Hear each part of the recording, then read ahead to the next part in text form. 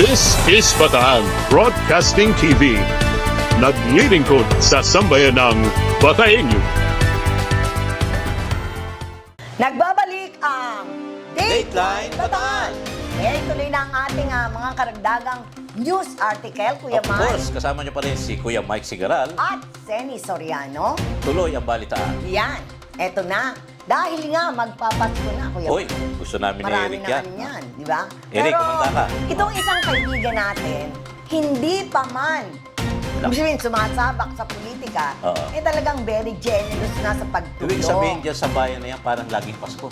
Hindi lang sa bayan niya, marami siyang tinutulungan eh. Talaga, oo. Pati Yung iba, tayo, hindi na nababalita. pati tayo, pinasasayan yan eh. Yes. Yung iba, hindi na nababalita. Oo. Pero itong nakaraang linggo, ay muling nagbigay saya na naman itong si incoming konsehala Grace Angel Grace Estilo Silo. Hi, Ma'am Grace.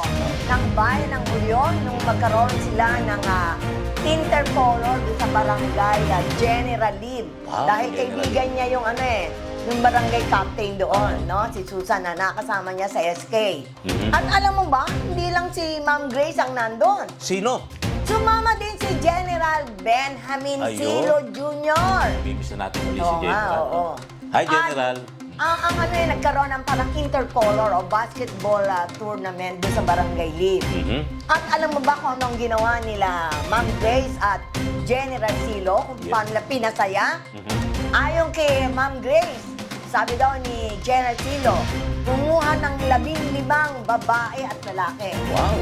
At mga 20 senior citizen, LGBT, Mhm. no, mga ganon. Mhm. Tapos, yung mga babae, magpi-free throw. Free throw, okay. Oo. Yung lalaki, 3 points. 3-point shot. Bawat makakuha, makashoot. Aba, 1,000 Aba, piso. sayang. Diba, ganado ka, no? sana nakasama kami ni Eric Oo, talaga. oo. At ang nanalo, meron yatang 20 tao. Kaya, Hindi, 20,000 agad yun. More. More, Oh. Kaya, Perfecto. ang daming, sabihin, masaya na yung event dahil nga Ibig mo sabihin, intercolor. pakinggan mo, kung nung panahon ng bagyong Christine bumaha Oo. ng tubig, Oo. dito naman sa Orion, Pera. bumaha ng Bumaha ng pera. Medyo nahihiya pa si Ma'am Grace. Sabi niya, Nahiya pa. kakaya naman kasi yung ibang mga kasama ko baka akala nagpapaepal ako. Okay. Hindi, kasama yan sa Diba? Yan ang talagang Wala namang masamang mamigay eh. Oo. Gusto mo pasayahin yung tao, di ba? O yun ang naging way nila na higit pang sumaya yung event. Okay. At ayon kay Ma'am Grace Hilo, hintayin daw ang December. Wow. Dahil mas masasayahin lang, hindi lang isang barangay, kundi lahat ng barangay Ayun. sa bayan ng Orion. Abangan po ninyo yan sa bayan ng abangan Orion, nyo, ha? Talagang sasaya kayo, I tell you. Sasaya kayo. Parang gusto na ni Eric lumipat. Huwag ka mag-alala, masaya din sa abuhay. Oo, yan. Oo. Kaya, next news, Kuya Mike. Sa ating balita ay naging generally peaceful. Ayan. Ang naging yung pag-obserba, yung pag-unita ng undas sa Yes, Central oo, Luzon oo. ngayong taon. Yan ang kinumpirma sa atin ni PNP Police Regional Office 3 Director, Police Brigadier General Redrico Maranan. Ayon sa Aha. kanya, sa kabilaan niya ng malaking bilang, dami, na mga dumalaw sa mga sementeryo, tiniyak ni General Maranan na nanatiling ligtas ang rehiyon sa ilalim na mahigpit na pagbabantay ng mga pulis at siyempre sa tulong ng mga force multiplier. Yes, oo. Ayon sa ulat, nagkaroon ng ilang insidente tulad ng pagsusugat sa isang sementeryo, Aha. pero hindi sa Bataan yan, sa Santo Domingo, Nueva Ecija. Oh, layo pala. Pagsuway sa pulis, naganap naman sa La Paz, Tarlac. At pagkakahuli ng isang nagpakilalang sundalo, Ay, peke pala. ay. Yan ay Ba naganap yan? na may dalang baril. Aba. Ha? Sa Kuyapo Public Cemetery. Sa Ibig Nueva sabihin sa Bataan, Sa Bataan, walang naibalita. Peaceful talaga. Peaceful talaga. Bukod Oo. dito, may mga nakumpiska mga ipinagbabawal na gamit sa mga sementeryo. Kabilang lang matatalim na bagay, alak at gamit pang sugal. Patuloy ang mahigpit na seguridad sa mga sementeryo, bus terminals at iba pang pampublikong lugar. Hanggang ngayon, Lunes, November 4. Nagpasalamat naman si General Maranan sa tulong ng iba't ibang ahensya at force multiplier sa pagpapanatili ng kaayusan at pinayuhan ng publiko na sundin. Alam mo na, pag hindi ka sumunod. Yeah. Sundin ang mga panuntunan sa mga sementeryo upang masiguro ang kaligtasan ng lahat. Kasi yung ibang mga hindi nakadalaw ng Novembers 1, 2, 3, ngayon dumalaw yung mga... Kasi ayun lang makikisabay sa dami ng Sa dami ng tao, tao, hindi makapasok sa traffic, sasakyan diba? mo, Yun, diba? oo. Pero binabati ko ang lahat ng ating mga opisyal dito sa lalawigan ng Bataan. Hindi lang yung Mula mga kapulisan, kay, oo, yung mula ating kay mga- Governor, pababa sa ating mga punong bayan. Mga mayors. Na talagang nagpalabas sa mga advisories kung paano ang mangyayari sa kanilang bawat bayan sa undas. Itong At binasa ko, ito yung report ng Central Luzon general Police, ano yan, oo. Walang Oo. any untoward incident. Pero yun lang ang kagandahan sa ating lalawigan na lahat ay naging matiwasay. Yes. oo. Hindi ko naman sinasabing masaya, kundi sabihin nagawa nila ng maayos ang kanilang serbisyo para sa lahat ng dumalaw sa kanilang mga namayapang mahal sa buhay Yes. sa bawat sementeryo. Congratulations sa ating mga local officials, Yes, sa ating oo. PNP, sa ating AFP. Kaya especially kay Governor Joe. Of course, kay God sa lahat ng ating mga punong bayan. Lalawigan, oo. Oo. Sa Yan. ito pang balita, Disen? Yan. Dahil ilang days na lang bago mag 51. 50, hindi, bago Mag-eleksyon, teka mo na. 100 Diba? plus 100 plus na lang. Hindi Diba? sabihin, To be exact naman. ay 189. Yan. 189 days. Dahil- Bago ang eleksyon, ha? Oo. Eleksyon. Dahil ang dinalupyan ay mukhang okay naman, Kuya Mike. Oo, wala namang masyadong... Ang Hermosa. Wala rin kalaban. Oo, at may kalaban man, parang ala lang. Sa First District, si TikTok Oo. lawyer ay congressman na sa Oo, July. at sa Urani, naiayos na nila. Wala rin problema sa Oo, oras. tingnan natin ang bayan ng Samal. Sa palagay mo ba, Oo. meron kang dapat tingnan sa bayan ng Samal? Alam mo, binabantayan kasi yan. Kasi yung nabagong pamunan. Oo. Dati, LGBT ang nakaupo, Oo, di ba? oo. Ano bang tawag kay dating mayor? Yorme. Yorme Aida. Oo, Ayun. Yorme Aida. Oo. Yung aksyon, malasakit. Oo. So Diba? ito yung sasawag natin, yung talakayin natin yung kulturang pampolitika Pampolitika sa bayan ng Samal. sa bayan ng Samal. Oo. Oo. Yan. Ang bayan ng Samal ay minsan ng kinakitaan Mhm. ng kulturang pampolitika na ang mga mamamayan ay bumabatay sa plataforma de gobyerno ng isang kandidato. Pag sinabing plataforma de gobyerno, ano yung mga serbisyo? Ano yung ibibigay mo sa kaya mga mong tao? ibigay? Oo. Anong pwede mong gawin? Oo. Noon ay, ayon dito sa naging pahayag, noon ay sagradong boto ay ipinagkakaloob sa kandidatong sa tingin nila at paniniwala ay may mga gagawin para sa bayan Oo, at para oo. sa mga mamayan na itinataguyod ay ang kapakanan ng nakararami, hindi ng sarili o ng iilan. So, ibig sabihin, ang bahagi ng kulturang ito ay ang malaya at demokratikong pagtalakay at pag-uusap sa mga pagpapasya ng pamahalaan tungkol sa mga programa, proyekto at mga patakaran.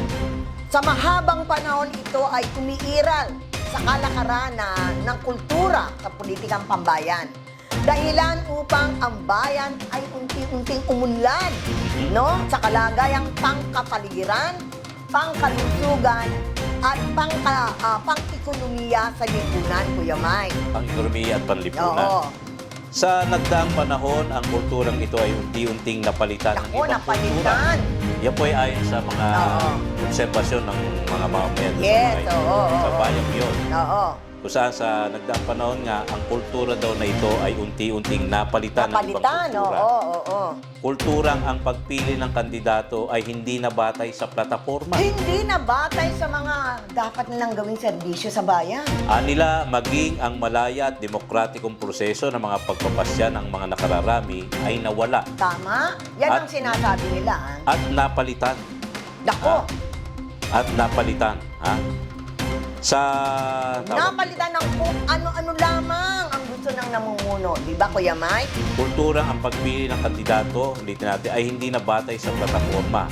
Maging ang malaya at demokratikong proseso ng mga pagpapasya ng mga nakararami ay nawala Aha. at napalitan ng kung ano lamang anila ang gusto ng namumuno ay siyang papanilanin. Oo, Ang oo. ang iba raw ay sunod-sunuran na lamang. Naku, parang, yes sir, yes sir. May tanong, Ano ang nangyari sa iyo sa Malenyo?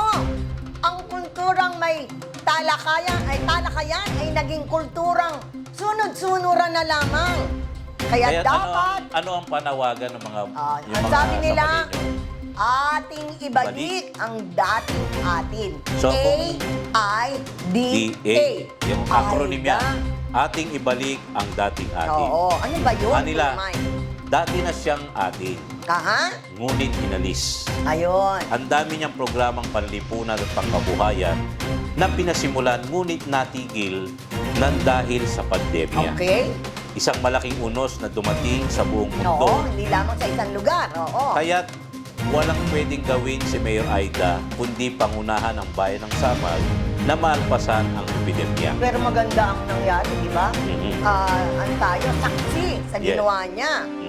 Nasa pamamagitan ng liderato ni Mayor Aida, bunsod ng kanyang prinsipyong aksyon at malasakit, hinarap at naalpasan ng Samal ang epidemya.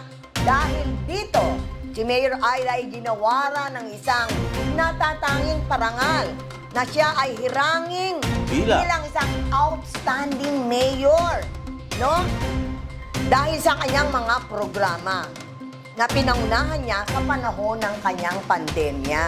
Ang kanyang mga programa at proyekto sa ilalim ng executive agenda ay naisantabi at Oo. natigil Oo. dahil sa pagbibigay daan sa mga mas higit na kinakailangang programa upang makatawid sa pandemya at kaakibat nitong kagutuman at kawalan ng hanap buhay. Oo. Ninanais niyang ituloy ang kanyang nasimulan, Kuya Mike.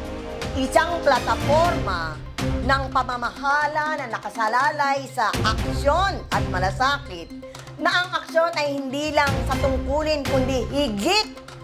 Higit pa sa pagganap ng tungkulin dahil sa pagmamalasakit na idinidikta ng pusong totoo at laang magserbisyo. Ang sistema ng pamamahala na may kalayaan, may demokrasya na ang mga kapasihan ay pinag-uusapan ng desisyon ng mayorya. Kaya ang sigaw nila, Kuya Mike, ng mamamayan o mayorya ng bayan ng Samal, ating isulong ang demokratikong aksyon. o AIDA. Oo, para sa Samal. Ating itaguyod ang dapat sa atin. Yan. So, sa mga darating na araw ay Susundan pa natin. susundan pa natin ang Kung ibang yan update ay, naman. yun ay sinusunod ng mga mamamayan ng Samal Mhm. o itusulong talaga nila yung sinasabi lang plataforma ng inuuna ay serbisyo para sa bayan. Babantayan po Hindi natin sa yan. iilan lang. Yes. so. Yan. Kaya mga kapatid, ito pa rin po si Senny Soriano At ako naman yung lingkod, Mike Sigaral. dito sa ating programang Dateline Bataan. Babalik po kami.